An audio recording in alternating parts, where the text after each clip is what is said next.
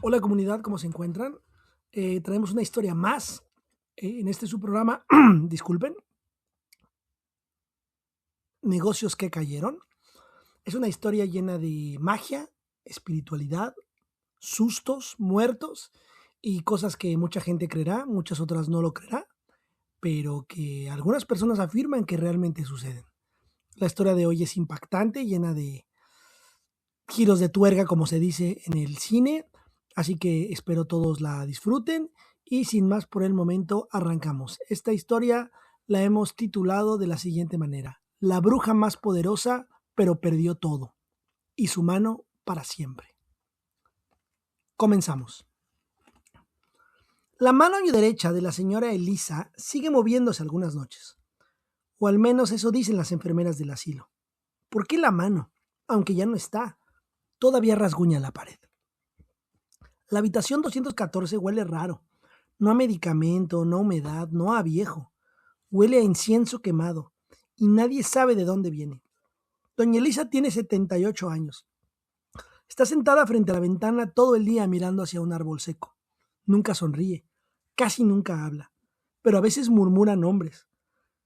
Nombres de personas que luego llaman por teléfono preguntando por sus familiares muertos. Las enfermeras dejaron de ignorarla hace mucho tiempo, especialmente después de lo que pasó con Mariana. Mariana era una enfermera nueva, no creía nada. Una noche vio a doña Elisa mirando fijamente la esquina del cuarto. Hay un niño parado ahí, dijo la vieja. Mariana se rió. Aquí no hay nadie. Doña Elisa volteó despacio y dijo, no hay, está aquí conmigo y viene buscándote a ti. 3 días después, Mariana recibió la llamada. Su sobrino había muerto en un accidente. Desde entonces renunció, nunca volvió al asilo. Pero la verdadera historia de doña Elisa empieza mucho antes de todo esto, muchísimo antes, cuando todavía tenía las dos manos y cuando la gente hacía fila para verla.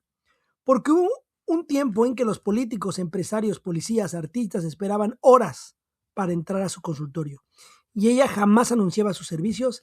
La gente llegaba por recomendación, en voz baja, como si hablar de ella demasiado fuerte fuera peligroso. Pero antes de ser famosa, fue una niña rarísima. A los 2 años hablaba perfecto, no palabras sueltas, conversaciones completas. Su abuela decía que eso no era normal. La mamá decía que era muy inteligente. El papá decía que le daba miedo. Y luego pasó lo de la cresta. La hermana menor despertó llorando. Tenía algo creciendo en la entrepierna. Algo rojo, extraño. Parecía una cresta de gallo. Los papás pensaron que era una infección, pero antes de llevarlo al médico, ella se acercó. Tenía como 4 años. Agarró sus hierbas del patio, murmuró cosas incomprensibles, tocó la piel y la cosa desapareció. Así, frente a todos, desapareció. La mamá se persignó. El papá salió de la casa sin decir nada. Y Elisa nomás se quedó viendo sus manos, como si apenas estuviera entendiendo algo de lo que había sucedido. Creció normal, al menos eso intentó. Fue a la escuela, tuvo amigas, se enamoró, trabajó, se casó.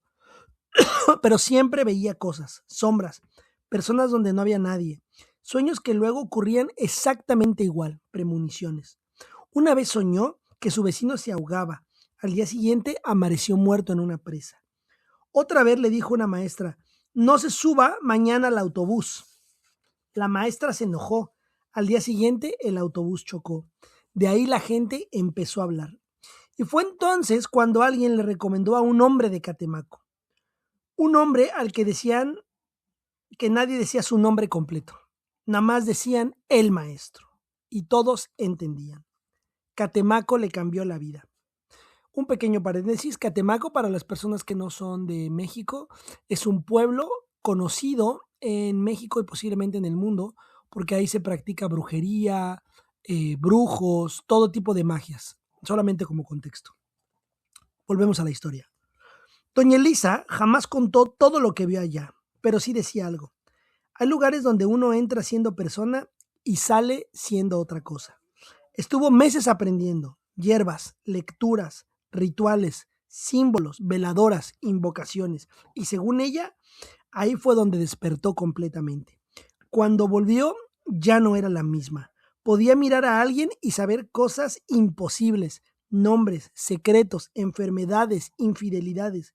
Una vez una mujer fue a verla a preguntarle si su esposo le engañaba. Doña Elisa respondió, sí, y la mujer vive en un edificio verde con un perro blanco.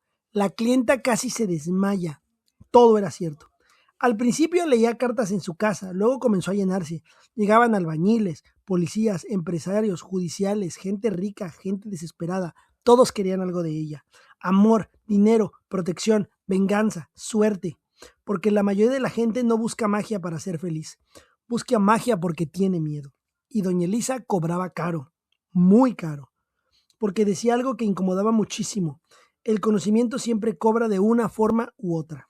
Ganó muchísimo dinero, casas, departamentos, escuelas privadas para sus hijos, vivían bien, demasiado bien. Pero también empezó a apagarse, porque cada vez dormía menos. Escuchaba voces, sentía presencias, se desmayaba. Una vez encontraron las veladoras prendidas en su consultorio, aunque llevaba 3 días cerrado. Otra vez, clienta juró haber visto a Elisa hablando sola en otro idioma. Pero el golpe verdadero llegó años después. Cáncer. 3 partes del cuerpo.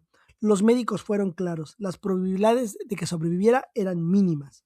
Y aquí la historia se pone rara. Más rara aún. Porque incluso enferma, la gente seguía buscándola. Algunos querían que se curara, otros querían saber si ella iba a morir. Después de 2 años de tratamientos, hospitales y dolor, desapareció. Literalmente desapareció. Nadie supo nada durante meses, hasta que regresó de Catemaco, más delgada, más seria, más callada, y diciendo solo una frase: ya no puedo volver a hacer eso. Los estudios empezaron a salir mejor, los tumores desaparecieron, los médicos no entendían cómo, la familia tampoco, pero doña Elisa sí. Según ella, alguien la ayudó, a cambio de dejar todo atrás. Y cumplió. 5 años sin cartas, sin rituales, sin consultas, sin nada. Pero el dinero empezó a acabarse, los hijos piden ayuda, las propiedades se van vendiendo, y una tarde cometió el peor error de su vida. Aceptó usar el péndulo por última vez. Nomás una consulta, una sola, para ver si todavía podía. Eso fue lo que dijo ella. La cliente cuenta que al principio todo parecía normal.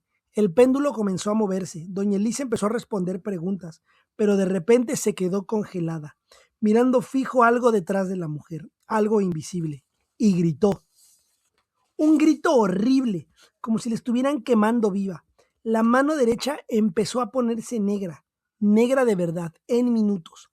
Cuando llegó la ambulancia ya olía a carne podrida. Los doctores dijeron que era una gangrena agresiva, inexplicable, rarísima y que se esparcía de manera rapidísima. Le amputaron la mano esa misma noche. Y desde entonces jamás volvió a tocar una carta, jamás volvió a usar el péndulo, jamás volvió a intentar nada. Hoy vive sola en un asilo. Sus hijos casi no la visitan. Pero todavía pasan cosas raras alrededor de ella. Los relojes se detienen, las luces fallan, los perros ladran al cuarto vacío. Y algunas noches, doña Elisa despierta llorando, mirando el espacio donde antes estuvo su mano.